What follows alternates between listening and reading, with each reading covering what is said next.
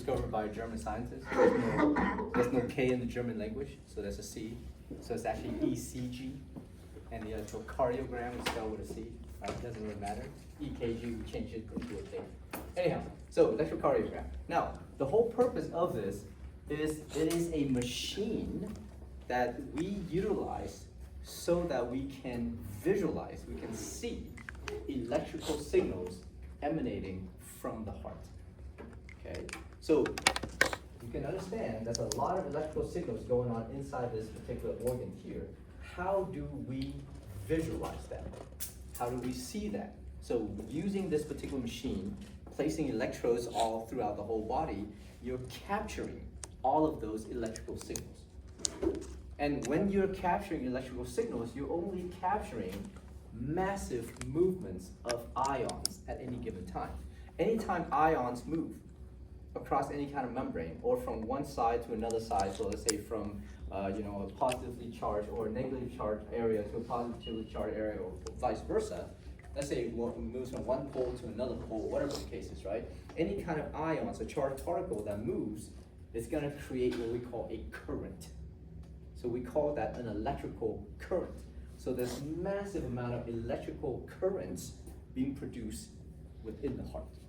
And this EKG machine allows us to see the major electrical signals, not the minor one, but the major one, the massive one, okay? So using this particular machine, remember, it is only allowing us to see the massive electrical currents. It does not allow us to see the action potential. But we know during the action potential where these massive electrical currents are happening. So we can actually correlate that with the EKG activities itself. Now, again, since it's only measuring electrical activities, it does not allow us to measure contraction or relaxation of the heart. But we also know that when you have contraction or relaxation, it must be preceded by some kind of electrical impulse, because there's an excitation contraction coupling that must occur for every single contractile cells. Does that make sense? So therefore, before the muscle contracts, you have to stimulate it. So what are those stimulation that is being produced? We have to be able to account for those. Before the muscle relaxes, you have to also do something electrically, like some kind of electrical signal that will stimulate the muscle to relax. Okay? So therefore, we have to kind of look through some of that stuff to predict when the contraction and relaxation is going to occur. This is what the EKG is. Now the EKG has these particular type of what we call electrical waveforms, okay? So therefore, if I'm asking you guys to identify these electrical activities on the EKG, I will call them the waveforms on the EKGs. Okay? So these are electrical activities that is being measured by the EKG. There's the first one here called the P wave. Okay. The next big electrical activities that you see are three electrical currents all combined together very rapidly. There's a Q wave, which is this wave. There's a nice little positively deflected wave called the R wave. And there's also another massive negatively deflected electrical signal called the S wave. Okay? Together, we call this the QRS complex. Okay? And then there's another third electrical wave that you see here is a positively deflected waveform. Any of these flat line, we call that an isoelectric line. So this is basically your reference line, your baseline, it's like at 0. Okay? Now you see a positively deflected electrical signal, a negatively deflected, positively deflected, negatively deflected isoelectric, and then also another positively deflected electrical signal. We call this last one the T wave. Okay. And of course, there's a couple other things in this particular electrical forms that we're going to look at as well. So there's one we call the PR interval. So the PR interval marks the beginning of the P wave all the way to the beginning of the R wave. The beginning of the R wave is the end of the Q wave, so therefore this is known as the PR interval. Okay? There's also another waveform, right, that we look at, and we call that the QT interval. So the QT interval is from the beginning of the Q wave, so let's say we could just take it from that area all the way to the end of the T wave.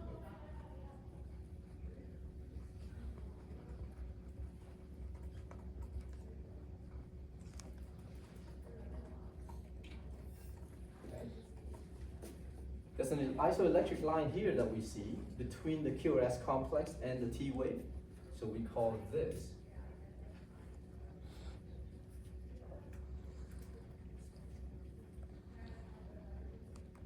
the ST segment. Okay. All right, so let's take a look at what this thing is.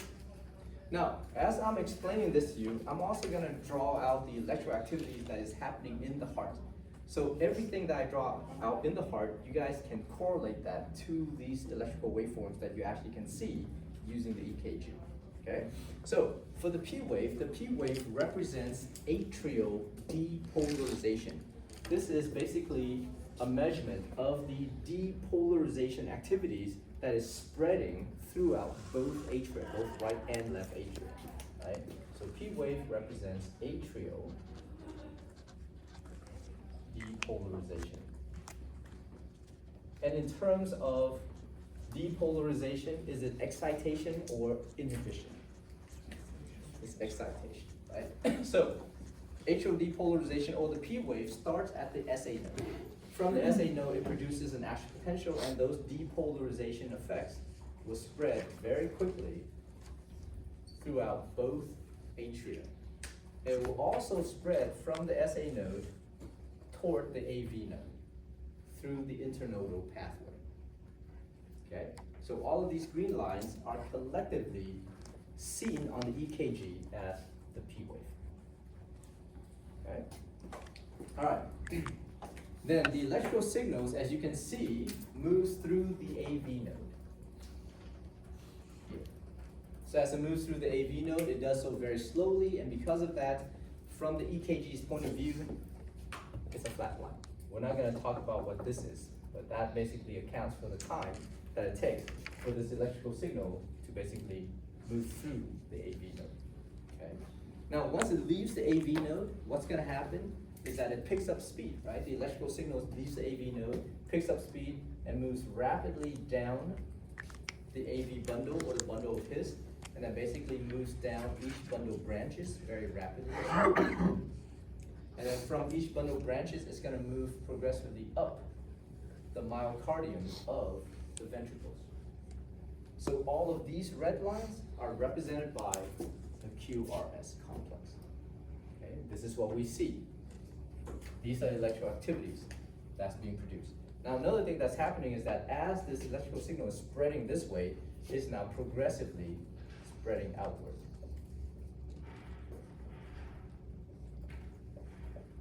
Along the myocardium. Okay? So all of these signals are just spreading very quickly and rapidly in that manner. Okay? And then as all of these signals call the QRS complex, which is represented by what we call ventricular depolarization. This is when you depolarize the whole ventricle, right? These massive electrical signals are now rapidly spreading throughout all the contractile cells of the ventricles to depolarize all of those cells. Make sense? Okay. And then as these cells are progressively depolarized, you need to maintain the depolarization state for a long period of time. So this ST segment is the next thing that comes. This ST segment is basically the same thing as phase 2 of the action potential seen in your myocardium, in those contractile cells. Why is it isoelectric? What is going on in phase 2? You guys remember those particular electrical signals?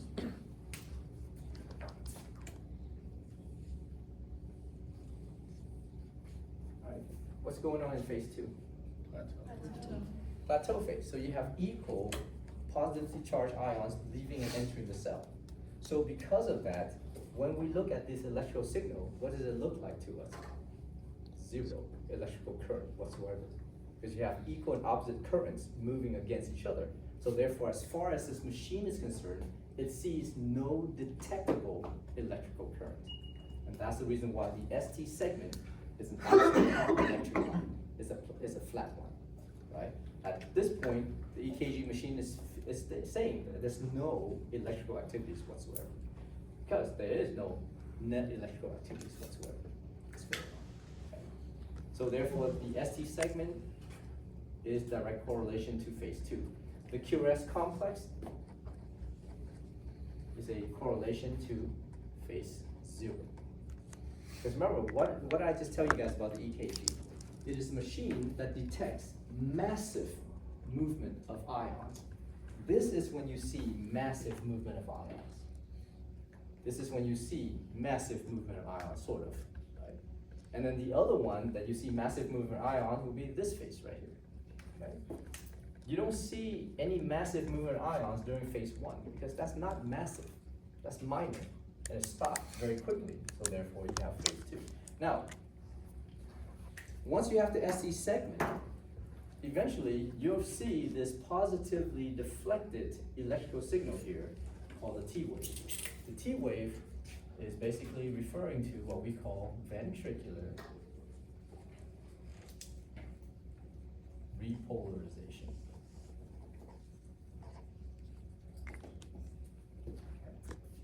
So when the ventricle repolarizes, this is basically detecting, the T wave is detecting this massive electrical signal called repolarization. Remember, all of this action potential is seen in all of these muscle cells here in the ventricle. And that's the reason why we call T wave the ventricular repolarization. Now, the funny thing about this is that when it repolarizes, all of the electrical signal are moving in opposite direction of the depolarization effect. So therefore, all of those electrical signals are now moving in this direction.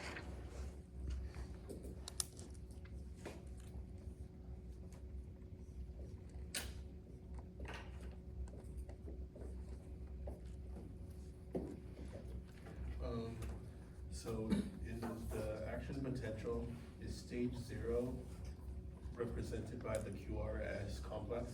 Phase 0 of the contractile cells. Not just phase 0, because you have phase 0 of the algorithmic cells as well. Now, if you have phase 0 of the algorithmic cells, which of these electrical signals is represented by that?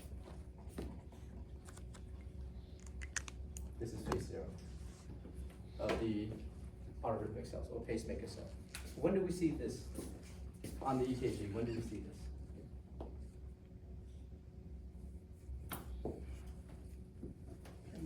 QR. Just at the beginning of the P wave. The rest of the P wave is due to the collective myocardium of the atria producing these action potentials. Because remember, the atria also have contractile cells. So any contractile cells in the atria that is depolarized will produce these action potential. So the P wave is a collective combination between this phase 0 and these phase 0s. I'm just wondering why there's a Q and S. Why is it? Like the. Why does it look like that? Yes. All right, so this, well, the reason for that is because we have to go into the explanation of the EKG rule, which we'll get to in a second. Okay, but for now, just kind of think of it that way. Now, not all of these EKG will have that, type of waveform, right? Some of these particular areas, you see that there's none of that Q wave and stuff like that. But for the most part, this is the one that we use as a teaching tool for the EKG, right? We'll get to your question in a second. Okay, good. Any questions about those basic ones? The P wave, the QRS complex, and the T wave. Okay, so make sure you guys understand the P wave represents atrial depolarization, the QRS complex represents ventricular depolarization, and the T wave represents ventricular repolarization. Okay. Now, that PR interval is essentially happening at the onset of the P wave all the way to the R wave. That is basically the time that it takes for all of these electrical signals to basically be produced at the SA node, spread throughout both atria, spread into the internodal pathway, and spread through the AV node. So it takes into account all of these duration of time. The time that it takes for the electrical signal from the SA node to get all the way through the AV node before it jumps into the AV bundle. Okay? So it counts for all the time that it takes for these electrical signals to finally reach the ventricle. That's what the PR interval represents. So therefore, in clinicals, when you guys are assessing this, because you will have to go through a series of EKG assessments, right? Every single healthcare professional needs to know two things: how to listen to heart sounds and how to look at EKG, and just assess your EKG. So when you're going through these cardiac evaluation and you're looking at EKG, you have to measure the duration, how long it takes for this PR interval to persist. There is a definitive amount of time. That's a normal amount of duration. If it takes longer than that, it means that there is some delay of electrical signal as it tries to travel through the AV node. Maybe something is happening in the AV node where it's basically slowing this down even more so. Okay? If you slow it down so much, you will lose a heartbeat. And sometimes you skip a heartbeat, if that's the case. Okay? If you lose a lot more than that, then you get what we call a heart block. You basically stop the cardiac activities and then all of a sudden you just start jolting again, which is very uncomfortable for the patient. Okay? So anyhow, you guys need to know, well, eventually you need to know what the PR interval is. So for now, just know the PR interval is that interval, the duration of the time that it takes for electrical activities to be produced from the SA node to finally get into the ventricles. That's what the PR interval is. The SC segment, like I said, is basically correlating to the plateau phase of this action potential. Okay. How long it lasts depends on the overall activities of that cardiac muscle cell. Okay. And the QT interval basically takes into account the beginning of the QRS complex all the way to the end of the T wave. So therefore, the QT interval is measuring the duration, the average duration of an action potential produced by your contractile cell. Right? If you think about it, the QRS complex represents ventricular depolarization. So therefore, the beginning of phase 0 marks the beginning of the QRS complex. And the T wave represents ventricular repolarization. So therefore, the end of the T wave represents the end of that repolarization. So the QT interval just represents the duration of this action potential. All right. Now, how do we detect this? How do we detect all these electrical activities? Now, so this particular topic, just kind of listen to it. It's a story I'm going to tell you guys. I'm not sure if you guys should be responsible for knowing all this. Obviously, we're not going to even do, well, actually, no, we might do this in the lab, where you actually place electrodes and stuff like that on each other.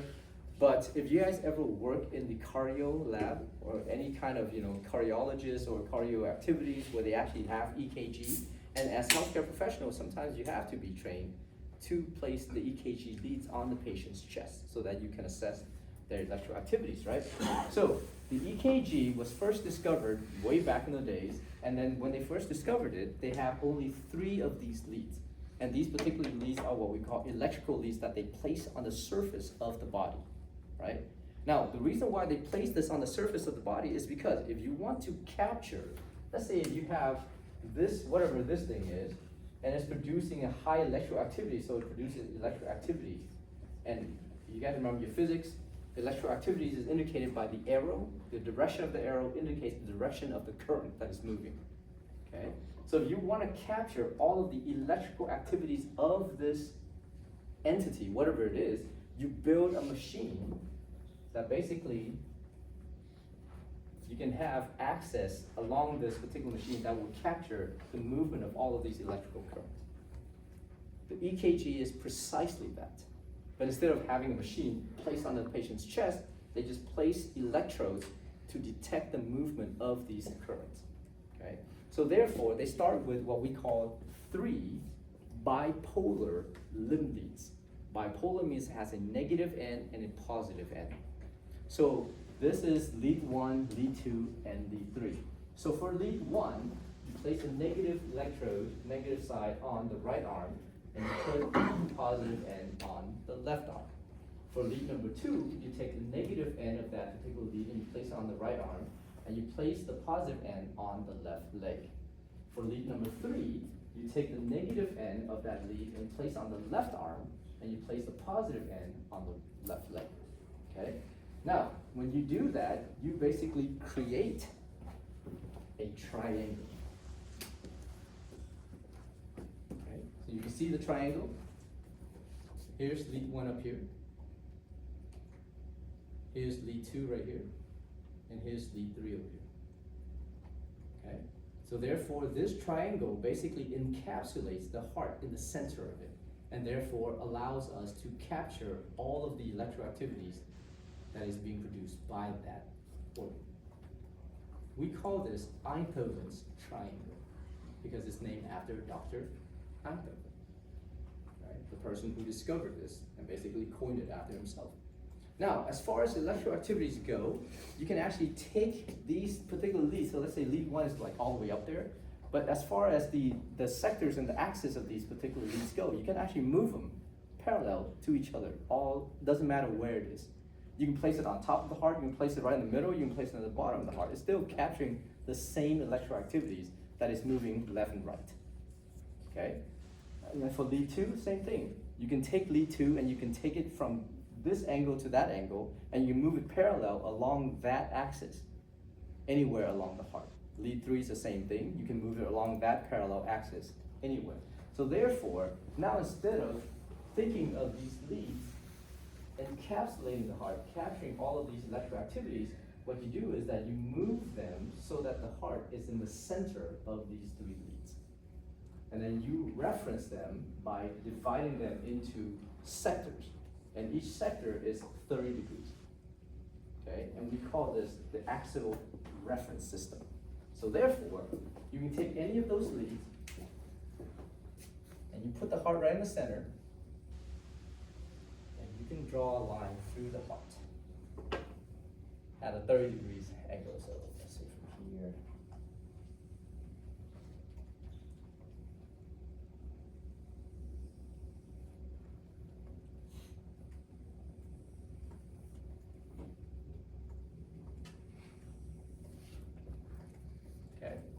Now, you're going to label these particular angles using the axial reference system. So this is 0 degrees. This is 180 degrees. Make sense? 30 degrees apart, so this is going to be 30 degrees. This is going to be 60 degrees. Down here, it's going to be 90 degrees, 120, 150. Okay? Now, on the other side, you just flip it and make it a mirror image of that. So therefore, instead of continue on 180 degrees, then you just subtract, or you just take the negative part of that, of this. So this is gonna be negative 150 degrees. That makes this positive 150 degrees. This is gonna be negative 120 degrees. This is positive 120 degrees. This is positive 90. This is negative 90 degrees. Okay? This is 60, so positive 60. This is negative 60 degrees. Positive 30, negative 30 degrees. Okay? That's how the axial reference system works. Alright? Just believe it. Don't question it. It is what it is. Alright, now for lead 1, because lead 1 is essentially measuring or capturing any electroactivity that is moving in this axis. Is capturing electroactivity moving from 0 to 180 degrees and vice versa. So therefore, imagine the heart, all of these electrical signals just moving everywhere, right? For lead 1, you're just capturing electroactivities moving in this direction. Make sense? For lead 2, it's capturing electroactivities moving in this direction. So anywhere between positive 60 to negative 120 degrees. along the heart. Okay? For lead 3, it is capturing electrical activities moving in this direction. So negative 60 degrees to positive 120 degrees, moving in this direction. Okay? Those are the 3 bipolar limb leads. So this is going to be the positive end of lead number 1. This is the negative end of lead number 1. This over here is the positive end of lead number 2. This is going to be the negative end of lead number 2. This is going to be the negative end of lead number 3. And this is going to be the positive end of lead number 3. Okay? So what does that do? It gives you 3 perspectives, 3 viewpoints of this electrical signal. So what does that mean, 3 viewpoints? Okay, so imagine if you have somebody running from this door all the way to that podium, and that's the direction that is always running, that person is always running, okay? And if I ask somebody to stand right at the start of where that person is running, that person runs, this is my perspective, okay? So that person is running away from me. Now, if I have another person standing at the end of where that person is running to, then this is that person's perspective of that same movement. Make sense? Now that person is running toward me. So that's my perspective. Now if I have another person standing right in the middle of that pathway and looking at that person running, that person is going to run toward this view and then away from this viewpoint. Does that make sense? The movement of that person is the same, but now you have 3 different perspectives as to how you see that movement. So imagine that's what you see in the heart. 3 different perspectives. You can look at the electrical activities at 0 degrees, at positive 60 degrees, and positive 120 degrees. And of course, the negative counterparts as well. But we understand that's not enough, right, to look at the overall electrical activities of the heart, because the heart is a huge organ. So in addition to the bipolar limb leads, we also start to place 3 additional leads called the unipolar limb leads. And these unipolar limb leads only has a positive side. There is no negative side. But the negative side is built into the reference of the machine that is being plugged in, so you can see the EKG. So therefore, we use the negative side as a perpendicular axis to wherever these particular leads are detected. So as we added these leads to the human, right? For these particular leads, we call them the augmented vector. So for this one, we call augmented vector right, which means you place the positive electrode on the right arm. And there is no negative end, it's just the perpendicular portion of the machine, the negative portion, the grounded portion of the machine that acts as the negative end. For this second one, you have what we call an augmented vector left. So you place this lead on the left arm, and you use the perpendicular ground of the machine as a negative end. Right? For this one, you just place it on the left leg, so therefore straight up and down, and therefore this is called augmented vector feet or foot. Right? So because of that, now you have 3 more views, 3 more viewpoints. Okay?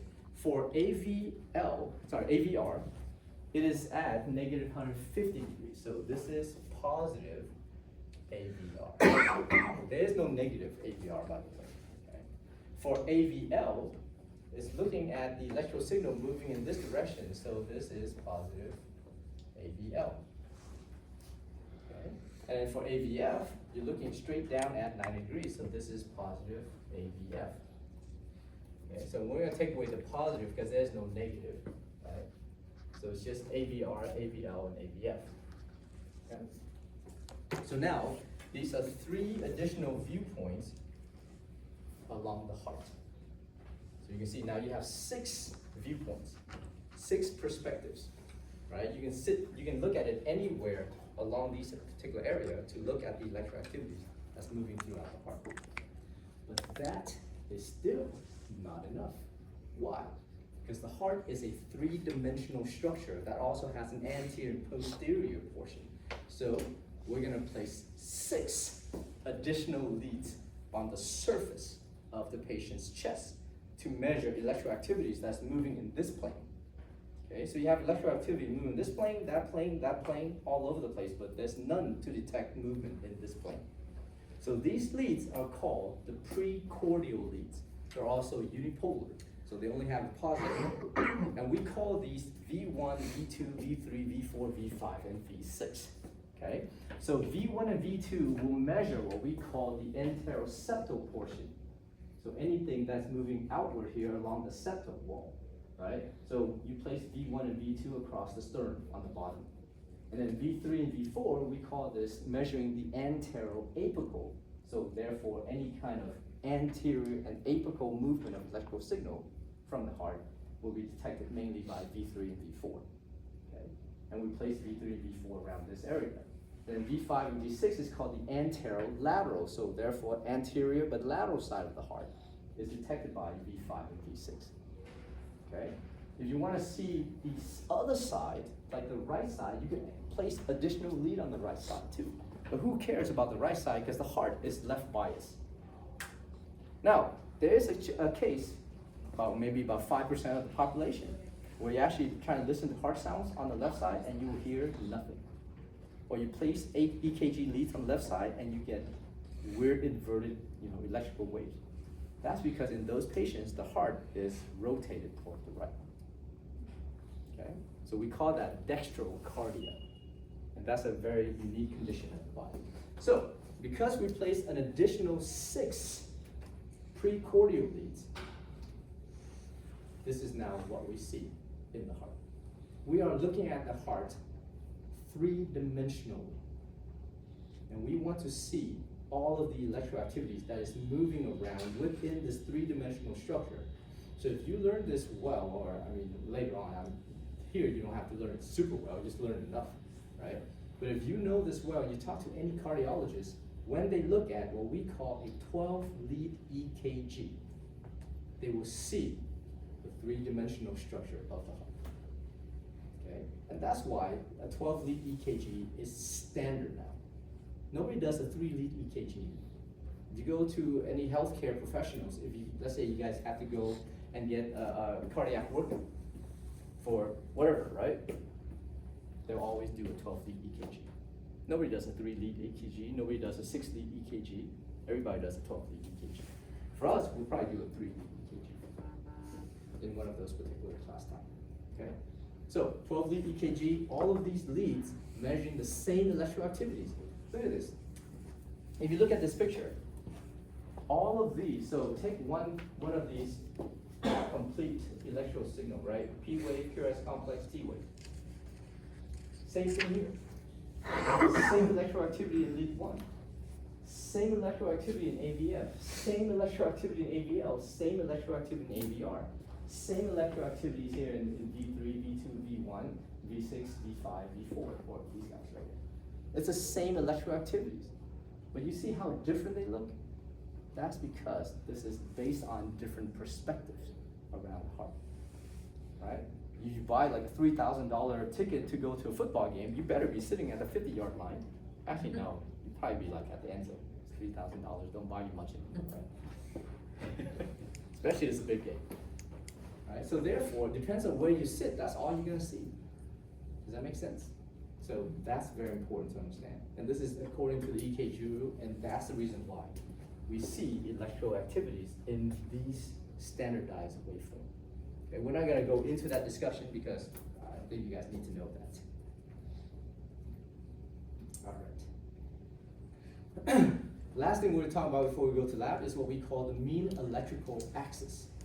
The mean electrical axis essentially is all the sum of all of the electrical vectors, all the electroactivities during depolarization of the ventricle. So essentially, you're taking into account all the QRS complexes that is produced in the ventricles, and you're adding all of those vectors together.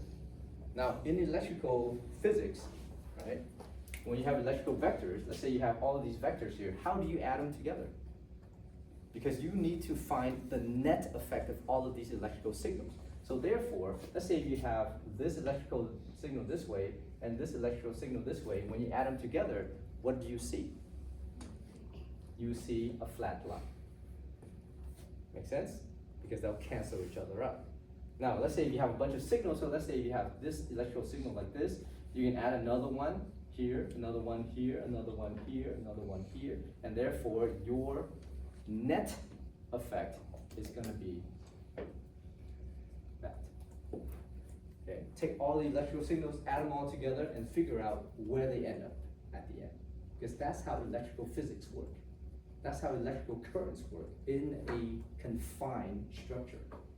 So in the heart, if you have all these massive electrical signal, you're gonna add all of those vectors together to figure out what is the net effect. What is the net direction of all of these electrical signals, okay? And the net direction is referred to as the mean electrical axis. And that is only measuring the electrical activities in the ventricles, not the atria, okay? Just in the ventricles. Why do we care more about the ventricles? Because it has a lot more myocardial cells, a lot more contractile cells, and therefore you will produce a lot more electrical activities. So, once we figure out the mean electrical axis, the average direction, the mean direction as these QRS complexes, these ventricular depolarization, is gonna move within the ventricle is anywhere within this quadrant here, anywhere between -30 degrees all the way to +10 degrees. So if it falls within this quadrant, we call this normal axis deviation. Okay? So your left ventricle, you can see, look at the apex of the heart, it's pointing pretty much at +60 degrees. So therefore, if your electrical signal is moving progressively within this quadrant, shift a little bit up and down like this, but still falls within somewhere around this quadrant, that is considered to be normal. Make sense? Why is it that it accounts for more on this side versus that side? So shifting a little bit more toward the left versus the right. You guys remember your anatomy? In terms of the heart itself, the myocardium, the thickness of the wall of the heart, which wall is thicker? The left wall or the right wall? Left wall. 5 times thicker than the right wall, which means it has substantially a lot more contractile cells. And because of that, it will produce a much bigger electrical signature overall, right? So therefore, if you take all the averages, it should lean toward this way more than that way. Does that make sense? Because all the electrical signals going to the right ventricle is moving this way. All the electrical signals moving toward the left ventricle is moving this way. If you add them all together and there's more on this side, it's gonna bias, the average effect is gonna bias more toward the left side. That's always gonna be the case, right? If it doesn't, it starts to bias toward this side, you better be looking at the heart and see why the left ventricle is not producing more electrical signal versus the right ventricle. Maybe something's happening here where the right ventricle is now getting thicker. Maybe the left ventricle is getting thinner, who knows? All right, now if you measure the MBA, and let's say it falls less than -30 degrees, so therefore somewhere within this quadrant up here, right? So if you account for all these QRS complexes, you add them all together, and all of a sudden the mean vector, the result of that, is that the electrical axis is now deflected up here. This means something is happening inside your left ventricle that causes all of this signal to bias more toward the left side, drastically more toward the left side than the right side. Which means the left ventricle has hypertrophy, or there's a lot of scar tissue within the left ventricle. Because the electrical signal, as it travels through scar tissue, they don't do so very effectively. So it takes longer for them to basically move through there, and therefore, because of that, it takes longer time, so all of that electrical signal is gonna bias toward the left side before it reaches all the way to the outer portion of the heart, okay? So, if you have an MEA that is less than -30 degrees, we call this left axis deviation. If you have an MEA that is greater than +110 degrees, basically in this quadrant here, we call this right axis deviation. Right axis deviation, the mean electrical signal shifted toward the right side. Why is that? Well, maybe because the right ventricle has hypertrophy, much more than the left ventricle. Maybe the left ventricle has now shrunken so badly because it has lost some contractile cells, who knows, right? Whatever the case is. So you have to account for that. Once you figure out the MEA, then you can do further investigation as to why it causes the shift in the MEA. And this is one of the ways we determine MEA. So I think in today's lab, you guys are gonna hook each other up to an EKG machine, a makeshift EKG machine, and you're gonna figure out all of these electrical signals. Now, in order for you to determine the MEA, you don't take the QRS complex from lead 2, because that is gonna screw up your data. Okay? Because lead 2 is the bias. It's always going toward positive 60 degrees. So therefore, it's always pointing toward the apex of the heart, supposedly. So if you take that QRS complex into consideration, it's gonna mess up your data point, right? So what you do is take the QRS complex in lead 1 and the QRS complex in lead 3, and you add these two together. Well, sort of. So what you do here, let's say you take lead 1. You take into account any of these deflection of this QRS complex. So in this picture, there is a positive deflection of about 4 small boxes. Each of these small boxes represents 0.1 millivolts in deflection, in electroactivities. So it's 4, that is 0.4 millivolts in the positive direction, right, of lead 1. The positive direction of lead 1 is toward 0 degrees. The negative direction is that way. So therefore, you can account for 0.4 millivolts in the positive direction. So you draw an arrow from the reference point in the center toward the positive side of lead 1. And this whole thing equals 0.4 millivolts, okay? From there, you draw a perpendicular line all the way down, okay? That's your first lead. Now you take lead 3. In lead 3, you also have the QRS complex. But this QRS complex has a negative deflection and a positive deflection. So then you have to account for that. So for the positive deflection, there's like 10 of these small boxes. For the negative deflection, there's 2 small boxes. So the net is gonna be 8 small boxes in the positive deflection. So that accounts for 0.8 millivolts. So you're gonna draw an arrow that correlates to 0.8 millivolts in the positive direction of lead 3. Because that's in the positive direction of lead 3, that's in the negative direction of lead 3, right?